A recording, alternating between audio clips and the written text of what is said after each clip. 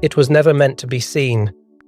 Hidden beneath decades of sealed correspondence and royal protocol, a single clause written in quiet defiance has reportedly shaken the very foundations of the monarchy. And when King Charles allegedly read the final line, palace insiders say he fell silent, not angry, not outraged, speechless, because Princess Diana's words were not just protective, they were strategic. And at the center of it all stands Princess Charlotte. Before we go deeper into what this really means for the royal family, make sure to subscribe so you don't miss a single update. For years, the narrative surrounding Diana's legacy focused on her compassion, her heartbreak, her resilience in the face of public scrutiny. But buried within her private legal directives, documents few were ever meant to scrutinize line by line, was something far more calculated. According to insiders, the clause was not discovered during a dramatic confrontation or a sensational leak, but during a meticulous internal estate review. A cross-reference that did not align, a protective provision that did not fit neatly into standard royal inheritance templates. At first glance, it seemed procedural. Then someone read it twice, and then again, and slowly the realization set in. This was no oversight. This was foresight. Diana allegedly drafted the clause during one of the most emotionally turbulent chapters of her life, a time when trust felt fragile and the future of her children seemed uncertain. She understood the machinery of the monarchy intimately, the silent negotiations, the power balances, the unspoken expectations about lineage and consolidation. And in that vulnerable state, she did something extraordinary. She wrote protection into permanence, not a public declaration, not a speech, a legal safeguard, crafted with precision, insulated from reinterpretation, designed to activate not in her lifetime, but in the next generation. The language, sources claim, subtly bypassed traditional succession assumptions. It did not challenge the throne. It did not disrupt hierarchy. Instead, it shielded a specific line of inheritance in a way that limited future discretion. A safeguard aimed squarely at ensuring that Princess Charlotte's entitlements, financial, structural, symbolic, could not be diluted or restructured by evolving internal priorities. This was not about favoritism. It was about insulation, about preventing history from repeating itself in quieter, less visible ways. When palace legal advisors fully understood the implications, emergency consultations reportedly followed, doors closed, conversations lowered to whispers. The clause, long dormant, now intersected with shifting generational dynamics. As Charlotte's public presence grows, so does the relevance of the protections written decades before her birth. And when the findings were finally presented to King Charles, those in the room described not outrage but gravity, a pause that stretched, a silence that felt heavier than protest.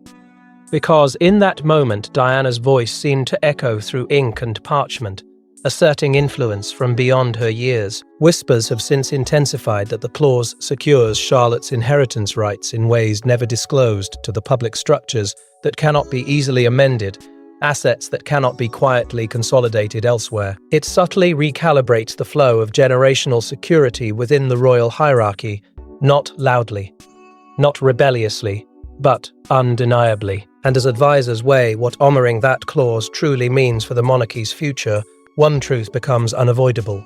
Diana did not merely leave memories behind, she left leverage. But to understand why this clause struck so deeply at the heart of the monarchy, we must revisit the moment Diana decided the future needed protection from the present. There are nights that alter history quietly, no announcements, no witnesses, just ink meeting paper.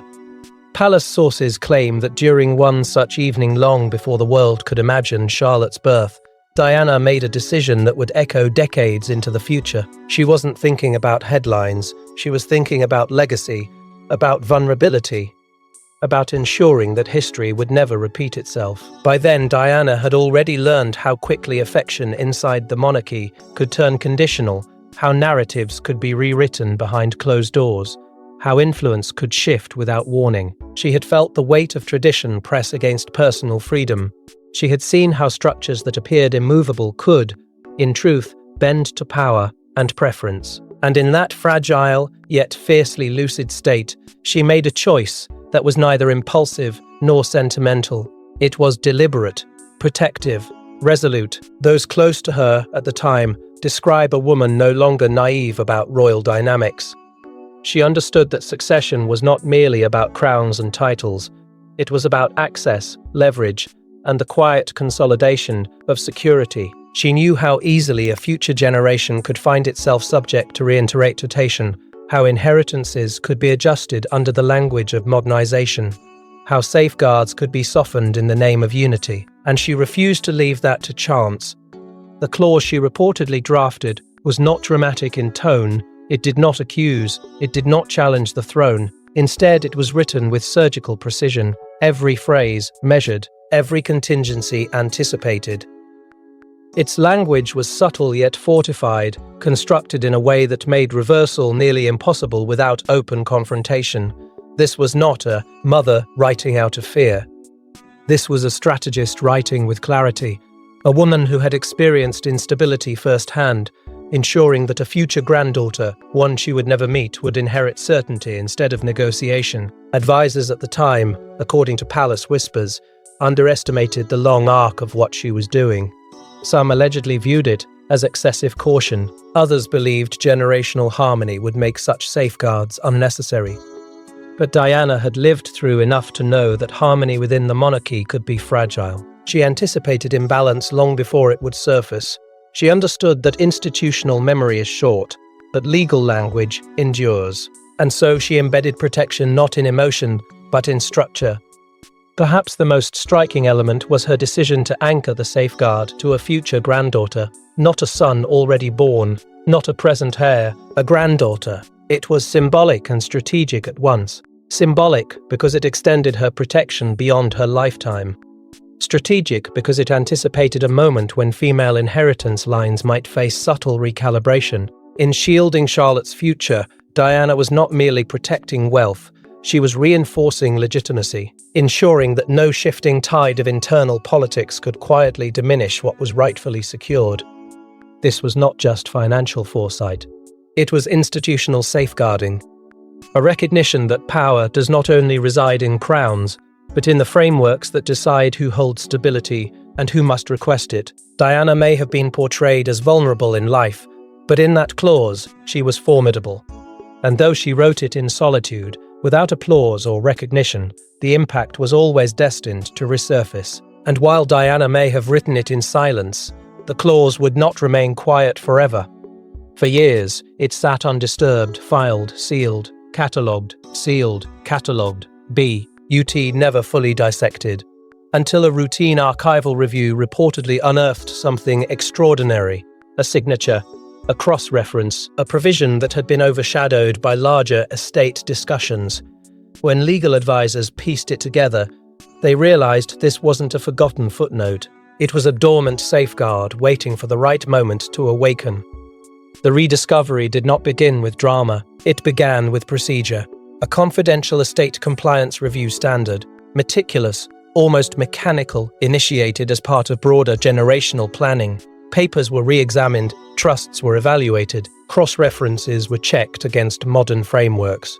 And somewhere in that quiet audit, a junior legal analyst reportedly noticed language that did not align with surrounding directives, a clause that appeared to point forward rather than inward. A safeguard attached not to immediate heirs, but to a future transition. At first it seemed like an archival anomaly, but as senior advisors leaned in, the language sharpened, the clause linked directly through layered references and conditional triggers to Princess Charlotte's inheritance structure, not symbolically, structurally. It wasn't phrased as a suggestion, it was embedded as a mandate. And once the implications were mapped against current estate configurations, the atmosphere reportedly shifted from curiosity to alarm. Shock rippled through the senior legal teams. The binding strength of the clause was undeniable. It had been drafted with legal foresight that anticipated reinterpretation attempts and closed them before they could begin. Every pathway that might dilute its authority had already been sealed. It was elegant, and it was unyielding. What had once been viewed as a peripheral addendum was now revealing itself as a central pillar, quietly anchoring Charlotte's entitlements beyond discretionary reach.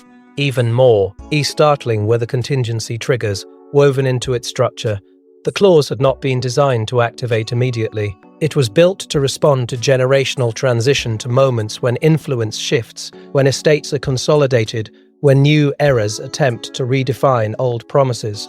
It was patient, dormant by design, waiting for relevance. And as Charlotte's public role gradually expanded, as conversations about the monarchy's future intensified, those dormant provisions began aligning with the present in ways no one had fully anticipated. Why had it remained untouched for so long? Because timing is everything. When Charlotte was a child shielded from institutional gravity, the clause appeared theoretical, harmless. But as her position within the royal narrative strengthens, as discussions of future stewardship grow louder, the clause no longer reads as theoretical. It reads as activated. And that realization reportedly forced private strategy sessions among the monarchy's most trusted advisors. Before informing King Charles, sources suggest there were hushed deliberations. Interpretations were tested. Loopholes were searched for and found absent. Some argued the spirit of the clause could be negotiated. Others insisted its clarity left no room for maneuver. The underlying tension was unmistakable. Honoring it would solidify Charlotte's position beyond question. Challenging it would risk appearing to undermine Diana's final protective act. And beneath those debates was a deeper unease. Because this was not merely about inheritance, it was about influence, about whether the next chapter of royal governance would be shaped by present authority or by a voice from the past that had anticipated this very crossroads. The discovery did more than reveal a safeguard. It exposed the monarchy's vulnerability to foresight. The document, once dormant, now demanded acknowledging, meant, and in that acknowledgement lay the seed of confrontation, not explosive, not public, but inevitable.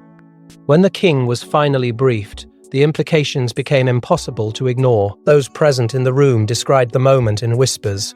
A document placed on polished wood, a line highlighted, a pause that stretched longer than anyone expected. King Charles, accustomed to crisis, reportedly read the clause twice, then a third time. And in that silence, the weight of Diana's foresight settled over him like a storm cloud no crown could shield against.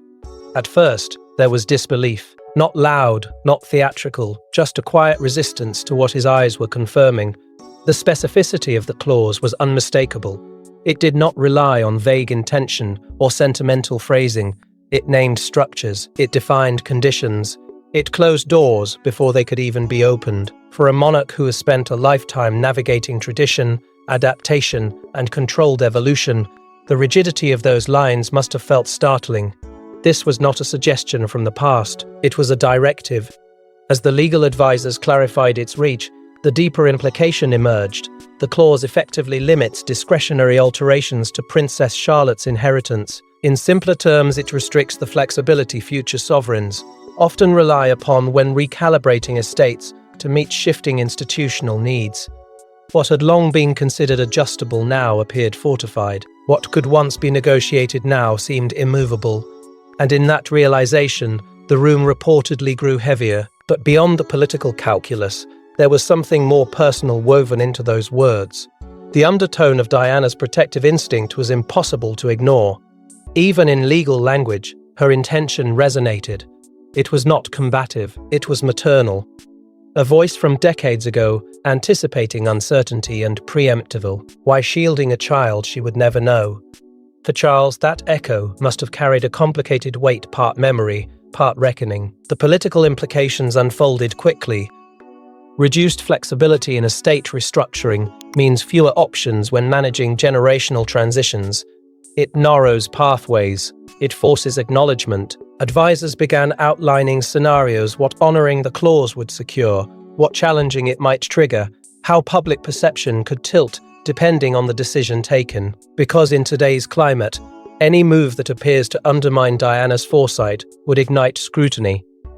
And any move that fully embraces it could subtly shift influence toward the next generation sooner than expected. Inside that silence, Charles reportedly faced a quiet conflict.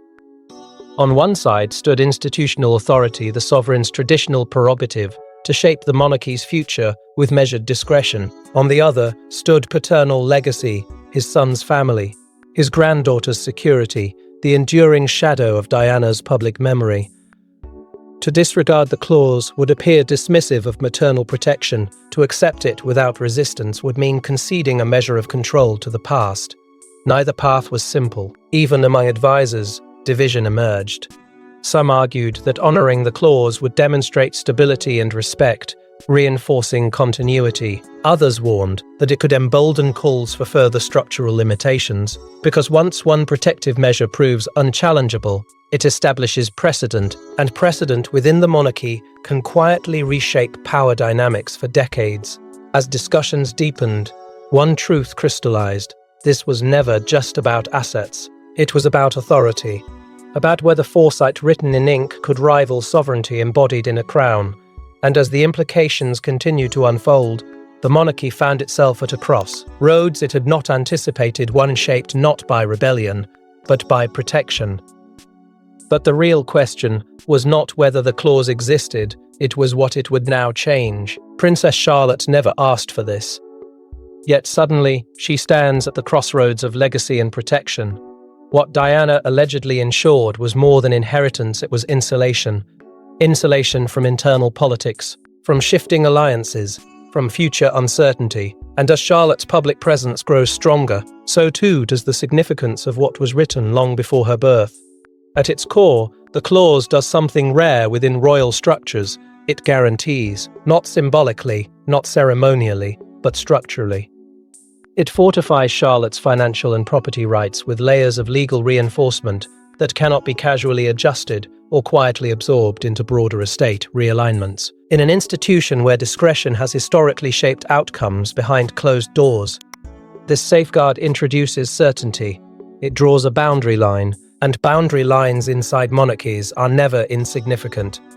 But beyond its legal mechanics lies something far more profound.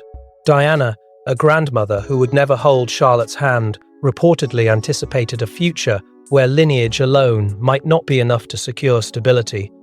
Her protection stretches across time, binding past intention to present reality. It is almost poetic maternal instinct, transcending absence, transforming into architecture. She did not merely hope for Charlotte's security. She constructed it. That symbolism alone carries emotional weight that no advisory council can dismiss.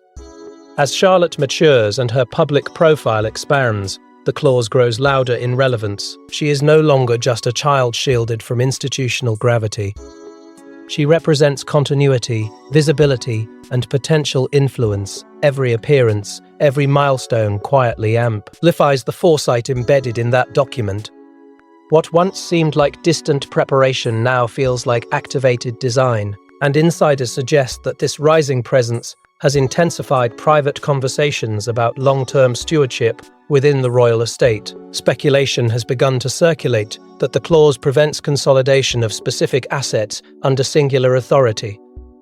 In simpler terms, it restricts the centralization of influence that often accompanies generational transition. This is where tension begins to simmer, because consolidation can strengthen institutional cohesion, but it can also marginalize branches of lineage. By shielding Charlotte's entitlements from that process, Diana may have ensured balance, but balance within power structures can disrupt established rhythms. Inside William's household, the emotional reaction is said to be layered. Gratitude, undoubtedly. Recognition of Diana's enduring devotion, but also awareness. Awareness that protection on this scale carries responsibility. It elevates Charlotte's position in ways that cannot be entirely invisible. It signals to both allies and critics that her future is not negotiable. And while that security is reassuring, it also introduces subtle pressure, the weight of expectation tied to safeguarded legacy. Slowly, almost imperceptibly, generational influence begins to recalibrate, not through rebellion, not through confrontation, through certainty. When one line of inheritance is fortified beyond alteration, it changes how conversations unfold. It reshapes negotiation dynamics before negotiations even begin. The monarchy, built on continuity, now finds itself adjusting to foresight that arrived ahead of its time. And here lies the paradox. Protection, while stabilizing, can also provoke resistance. Because when one branch is undeniably secured, others may question where flexibility has gone. E clause does not accuse. It does not provoke. Yet its mere existence alters equilibrium. Diana's shield has become Charlotte's armor, and armor, however necessary, is never neutral in a palace where influence is currency. And where protection exists, resistance is never far behind. Palace unity has always been carefully curated, but insiders suggest that once Diana's clause resurfaced, private harmony grew complicated. Questions emerged. Could the clause restrict future redistribution plans? Does it unintentionally empower one branch over another? Suddenly, what began as protection for Charlotte started to ripple outward, touching every corridor of influence within the royal institution. Behind closed doors, legal teams reportedly split into two quiet camps. One side argued for strict enforcement, honor the clause, exactly as written, preserve its integrity, demonstrate institutional respect for Diana's foresight. The other explored reinterpretation, not erasure, not confrontation, but refinement. Could certain phrases be contextualized within modern estate frameworks? Could flexibility be preserved without appearing to dilute intention? The debate was not loud, it was surgical, every word examined, every implication mapped. But beneath that legal discourse was a deeper anxiety, precedent.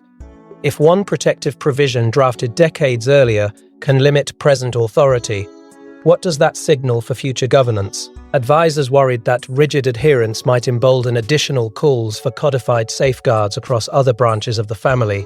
The monarchy has long thrived on controlled adaptability, a clause that narrows that adaptability, even with noble purpose, reshapes how power is exercised, and that possibility unsettled more than a few seasoned strategists. Emotion complicated everything. Honoring the clause meant publicly reinforcing Diana's enduring moral authority. To question it, even privately, risked appearing dismissive of her protective legacy. For some within the palace, this was not simply about estate planning. It was about memory, about whether the institution could reconcile its past fractures with its present stability. That emotional divide created tension, not easily resolved by legal analysis. Respect and pragmatism pulled in opposite directions. At the same time, a subtle generational undercurrent began to surface. Emerging heirs, particularly those whose futures are being carefully prepared now, found themselves positioned within a recalibrated framework. If Charlotte's entitlements are fortified beyond negotiation, how does that influence perceptions of balance among siblings and cousins? No one spoke of rivalry, but influence inside a monarchy is rarely discussed openly. It is felt, and felt shifts often matter more than declared ones. The clause also threatened to influence broader estate management policies, consolidation strategies, redistribution plans. Long-term asset alignments all had to be revisited under this new constraint.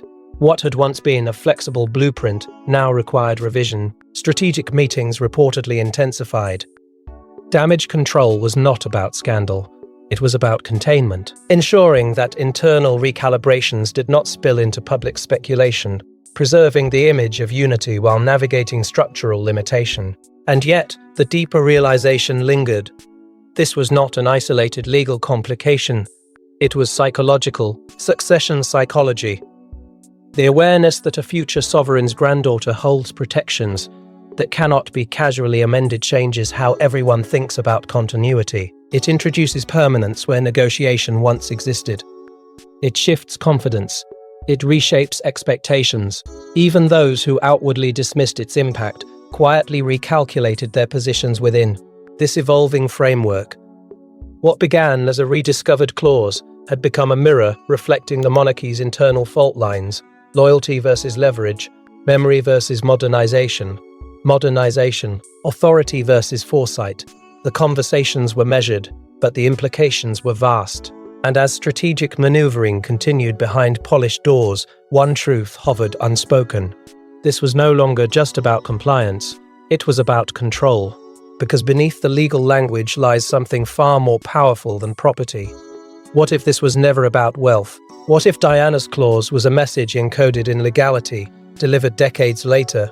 A mother who felt powerless at times, ensuring that a granddaughter would never feel the same. The clause doesn't scream. It doesn't accuse, it protects. And in doing so, it quietly rewrites how power flows through generations of the monarchy. When examined beyond its technical structure, the clause begins to resemble something more intimate than a legal safeguard. It feels like guardianship, symbolic, deliberate, enduring. Diana, who once navigated the monarchy as both insider and outsider, understood how rigid systems can compress those without leverage. She had experienced vulnerability under tradition's weight, and rather than allow that vulnerability to echo forward, she transformed it into protection. This was not merely estate planning, it was emotional architecture disguised as policy. Throughout her life, Diana advocated for those who stood on the margins, individuals constrained by hierarchy, silenced by expectation, overshadowed by power. That pattern, if insiders are correct, extended into her private preparations. She anticipated that even within privilege, imbalance can surface, that even within royal bloodlines, security can shift. So she did what she had always done in her own way. She shielded the vulnerable. Only this time, she used the monarchy's own language against uncertainty. Legal permanence became her instrument of care.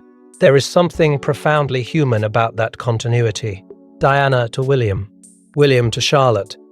A thread of instinct running quietly through generations. William grew up witnessing both the strength and suffering of his mother. He understands the cost of instability inside an institution that values composure above confession. For Charlotte, the clause may one day represent more than inheritance. It may stand as proof that long before she could speak, someone ensured she would never have to ask, that she would stand secure in her place, not because of favor, but because of foresight. Legacy, in this context, becomes moral positioning. By embedding protection into law, Diana placed a marker within the monarchy's evolving identity. She asserted that safeguarding future generations is not optional, it is foundational. And that assertion subtly challenges any system that prioritizes flexibility over fairness. The clause does not destabilize the crown. It strengthens the principle that legacy must serve those who inherit it, not merely those who administer it. The public, already attuned to Diana's enduring symbolism, cannot ignore this dimension. For many, she was the people's princess, a figure who disrupted protocol with compassion. Now this revelation reframes her again, not as tragic, not as reactive, but as strategic. As someone who understood that influence does not end with absence.